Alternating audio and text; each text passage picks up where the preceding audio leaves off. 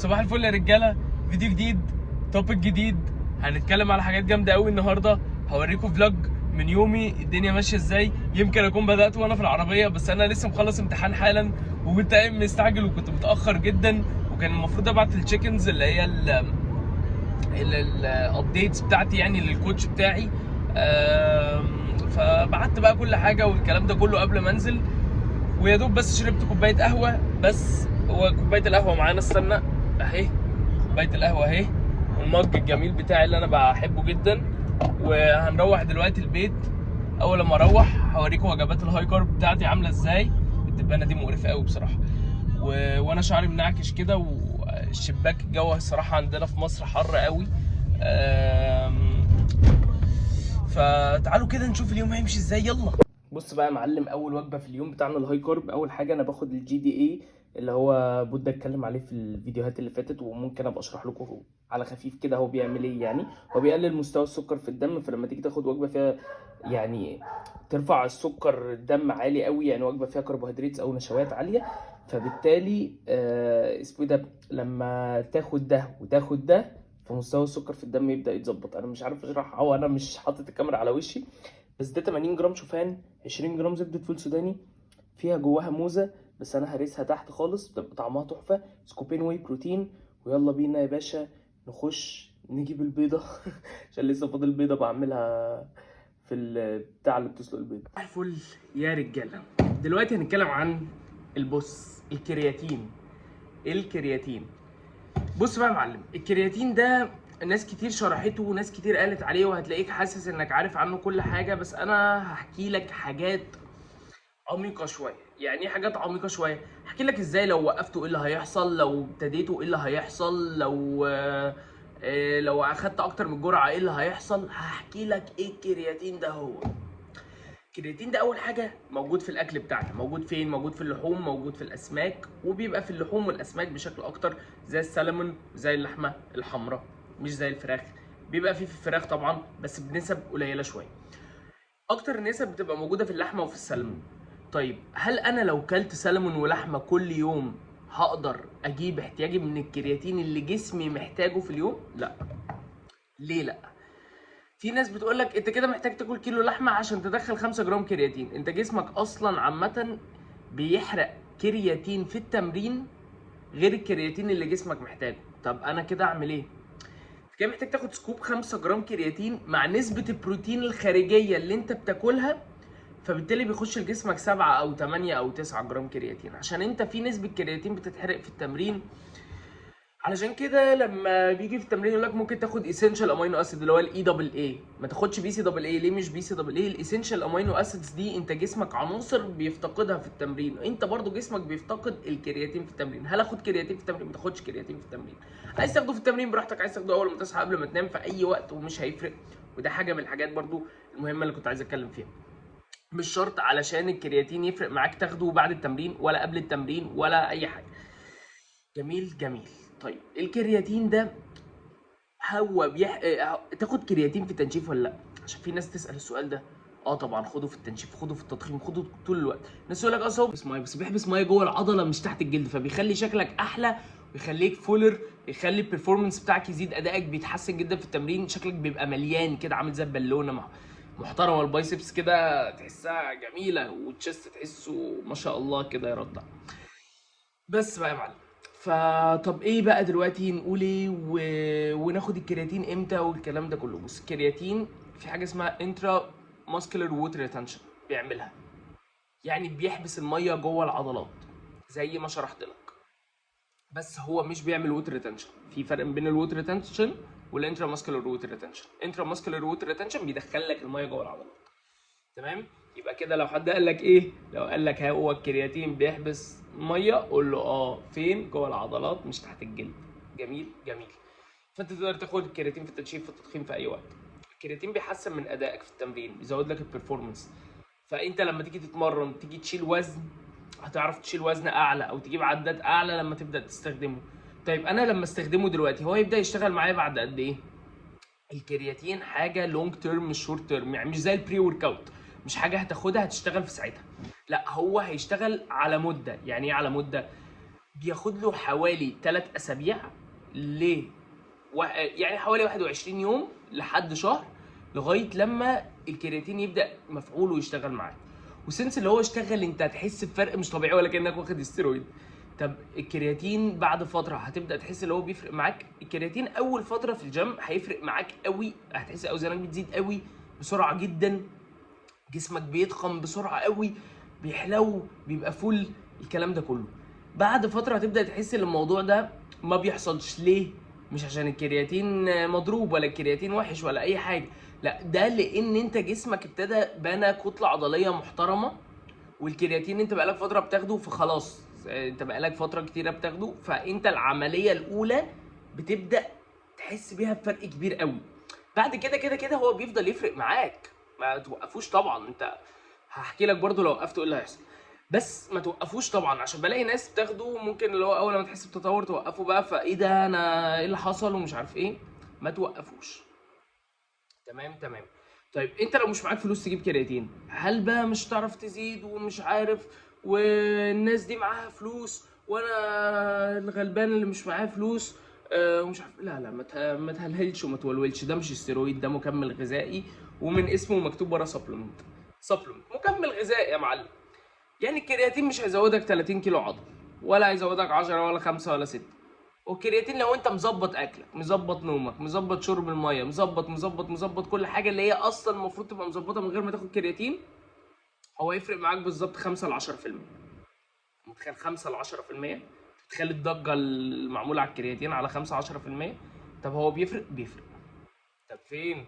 بيفرق 5 ل 10%. افضل اقولها من 5 ل 10%.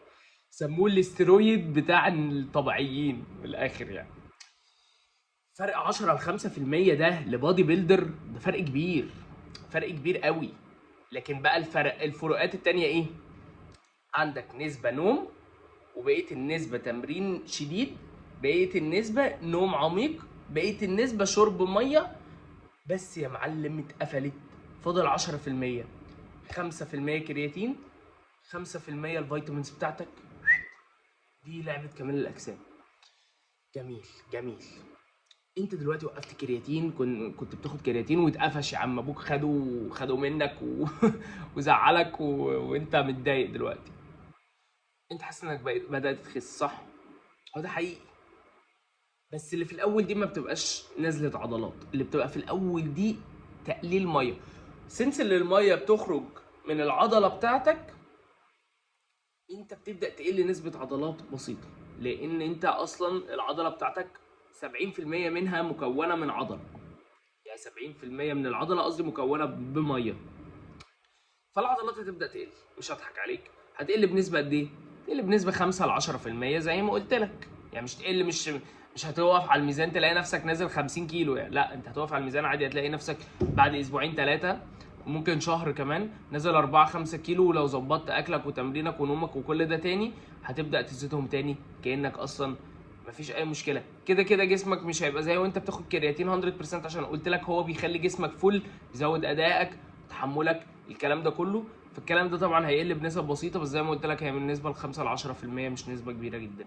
فانت لو وقفت كرياتين هيبدا اصلا الحاجات اللي انت تبدا تحس بيها اللي انا شرحتها لك دي، مش اول يوم ولا تاني ولا تالت ولا رابع يوم. عشان في ناس ساعات لما بتنسى تاخد كرياتين يوم واحد تاخد 20 سكوب لا يا معلم، ما تعملش كده خالص. انت تاني يوم عادي على الجرعه بتاعتك السكوب بتاعك بس، خلص الموضوع على كده. جميل جميل. انت دلوقتي حصل لك مثلا يوم من الراحه مثلا. الناس بتقول لي يوم الراحه، انا بحاول اجيب لك كل الافكار وكل الاسئله اللي الناس بتسالها. يوم الراحه اخد كرياتين؟ اخد كرياتين يوم الراحه. طب لا خده. ما تقاوحش، هو بيتاخد يوم الراحه برضه. في ناس كتير برضه بتسال الكرياتين اخده ازاي؟ يعني احطه في كوبايه ولا احطه في شيكر ولا احطه؟ انا افضل تفتح كده يا معلم البرطمان ده، تاخد السكوب تحطه في بقك تشرب وراه ميه. ليه بقى تعمل كده؟ ما تعملش حاجه تانية. لما تحطه في كوبايه بيرصب بنسبه كبيره، حتى لو انت مليت الكوبايه 100 مره ميه وشربتها وحسيت ان النسبه خلصت، هو بيرصب في الكوبايه ذات نفسها، فبالتالي اصلا النسبه اللي انت خدتها بتقل. جميل جميل. توني بيقول الجمله دي كتير قوي على فكره، بس عشان حاسس بكلم بتكلم مع نفسي، انا شايف نفسي كده. بتاع. فالكرياتين مكمل غذائي يعني هيفرق معاك، بس مش كل الفروقات اللي انت فاكرها، فاهم قصدي؟ يعني هو بالنسبة ل10 ل5% زي ما قلت لك كده. طيب هحاول اجيب لكم سؤال تاني عن حوار الكرياتين ده. الناس اللي بتيجي تبدأ تاخد 4 و5 سكوبس في الأول عشان تحمل والكرياتين يخش جوه العضلة على طول، هو ده بيحصل فعلا حقيقي؟ حقيقي. بس ما تعملش كده. ليه ما تعملش كده؟ فترة اللودنج او التحميل بتاع الكرياتين ده ممكن يأثر على الكلى بتاعتك بشكل قوي جدا، بالذات لو انت اصلا مش عارف وظائف الكلى عندك عاملة ازاي. انت ممكن وظائف الكلى عندك تبقى عالية، تروح تاخد 4 5 سكوبات تخش الحمام تموت جوه وتصوت على المستشفى يا معلم. واحد يقول لك اشرب 8 7 لتر ميه في اليوم، قول له انت كده ممكن يحصل لي ووتر توكسيستي. انت لما تشرب نسبه ميه كبيره، ده بقى اتكلم عليها في فيديو تاني، لما تشرب نسبه ميه كبيره قوي في فتره قصيره قوي ممكن يحصل لك ووتر توكسيستي، تسمم من الميه، ممكن تموت. ده بقى ممكن تموت خالص بقى. فليه الجازف؟ ليه؟ انت عادي يا باشا، خده وهو 3 اسابيع وهيشتغل معاك وهيبقى زي الفل، مفيش اي مشكله. ما تحملش، ما تعملش اي حاجه، ما تسمعش كلام اصلا كوتش ولا اي حاجه من في الكلام ده. لو هو قال لك كده يعني، مش بقول لك ما تسمعش كلام اي كوتش عامه، ما تسمعش اي كلام كوتش لو قال لك الحوار ده عامه. جميل. طيب احنا هنكمل يومنا، هنكمل الفلوج. انا شرحت لك كل حاجه عن الكرياتين، كل الاسئله، كل الاجوبه. ولو عندكم اي فيديو عايزين نعمله تاني اكتبوا لي تحت في الكومنتات، ويلا بينا نكمل الفلوج. يا حظكم، اقسم بالله الفيديو ده هيبقى فاجر. انا عندي شوبينج في السوبر ماركت دلوقتي لان الكوتش لسه باعت لي الدايت الجديد دلوقتي، فاحنا نازلين نجيب حاجات من السوبر ماركت وفلوسي هتتدمر. الوجبه اللي بعدها وهي فراخ ورز. ونسيت اقول لكم يا جماعه ان النهارده الهاي كارب داي بتاعي، مش فاكر بصراحه قلت لكم ولا لا، بس الفترة اللي جاية هيبقى فيه زيرو كارب وهيبقى فيه لو كارب وهيبقى فيه هاي كارب. فالفترة اللي جاية في حاجات قوية كتير هتحصل في حوار البطولة ده. مش فاضل 14 وخلاص يعني، الأسبوع ده أول ما يخلص هو فاضل 13 أسبوع على البطولة، فهانت. يلا بينا نروح نجيب البيبسي الدايت بتاعتي وناخد أحلى وجبة.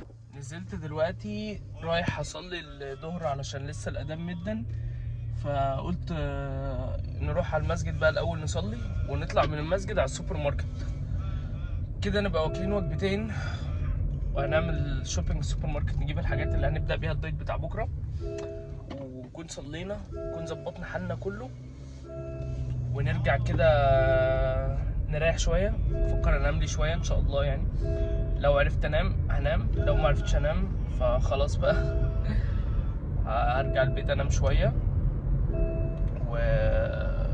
واكل وجبه وانزل الجيم. ما عرفتش انام هاكل وجبه وانزل الجيم على طول. بس بقى شكلي ايه هودي في البري ورك اوت النهارده لو ما عرفتش انام، فان شاء الله اعرف انام. وانا شخص بيجيله اوفر ثينكينج او تفكير كتير في فتره النوم، فان شاء الله تعدي على خير يعني والواحد يعرف ينام.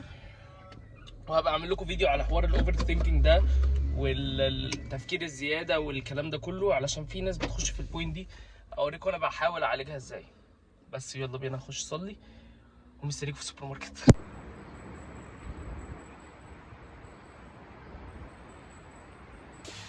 اول حاجه بينت باتر. بينت باتر دي من اهم الحاجات بالذات الفتره الجايه. نجيب 2. الكوتش بتاعي كتب لي اللي احنا هنبدا نستخدمها بشكل كبير في اللو كارب داي. حاجات برضو اللي هبدا استخدمها الفتره اللي جايه، التوت والافوكادو.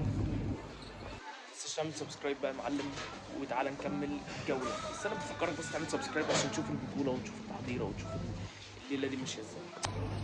والاناناس كمان، في اناناس ممكن نستخدمه برضه. كده جبنا البينت باتر، الاناناس، الافوكادو، والتوت الازرق. طبعا الحاجات دي غاليه جدا بس مش مشكله، كله عشان تحضيره البطوله. نجيب برضه سلمون، وده برضه غالي جدا الفتره دي بالذات، بس عشان برضه تحضيره البطوله. والله يا جماعه اللي بيحصل في مصر ده، اللي بيحصل في مصر ده هبل. الاسعار دي اللي بيحصل في مصر ده هبل يعني بجد. شويه حاجات يعني، عارف اللي هي حاجات غاليه شويه وكل حاجه شويتين كمان، بس انا اسف في الكلمه يعني، بره مصر الاسعار مش كده. في اي بلد يعني احنا رايحين على فين؟ رايحين على فين بجد يعني؟ دي حاجات معرفش هتكفي وايه اسبوع 10 ايام، حاجات بجد مش عايز اشرح لكم الحاجات قليله ازاي وسعرها عامل ازاي. وجبه قبل التمرين 200 جرام اناناس، 100 جرام موز، 250 جرام زبادي يوناني، و20 جرام زبده فول سوداني، ويلا بينا على التمرين.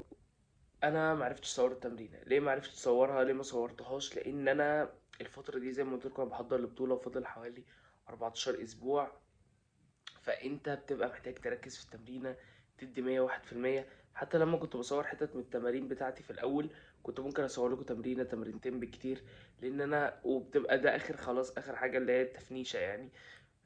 فانا ببقى محتاج اركز اكتر شويه. الفتره الجايه ان شاء الله اقدر اجيب كاميرا مان حد يقدر يصورني والكلام ده كله. بس ايديكم معانا بقى نوصل ل1000 سبسكرايبر الفتره اللي جايه دي، فاعملوا سبسكرايب اللي مش عامل سبسكرايب، شير الفيديوز، كل ده والله هيفرق معانا، هيكبر الكونتنت بتاعنا بكتير جدا. هقدر اجيب كاميرا مان حد يقدر يصور عشان الاقي في عدد من الناس بيقدر يتفرج عليا كويس، اقدر اجيب حد يصورني والكلام ده كله، يبقى حاجة ورثت يعني عامة. وفي نفس الوقت ابقى اقدر اطور لكم من الفيديوهات ازاي. لو انا مثلا اقدر اوريكم حاجات جديده زي ايه، التشيكنز مثلا بتاعتي وانا ببعت للكوتش بتاعي الصبح اوريكم الكونديشن بتاعي عامل ازاي بمايو البودي بيلدينج. زي ما انا هقف كاني هقف على الستيج اوريكم الكونديشن بتاعي عامل ازاي، هوريكم كل حاجه بقى. يعني ابدا بقى ايه نخش ديب قوي. وبعدين انا كنت ناوي اعمل كل ده، وحلقات المسرح ان شاء الله هتبدأ بعد اسبوعين، لان انا هخلص امتحانات كمان 12 يوم، فنبدأ بقى رحلتنا للمسرح وخير ان شاء الله.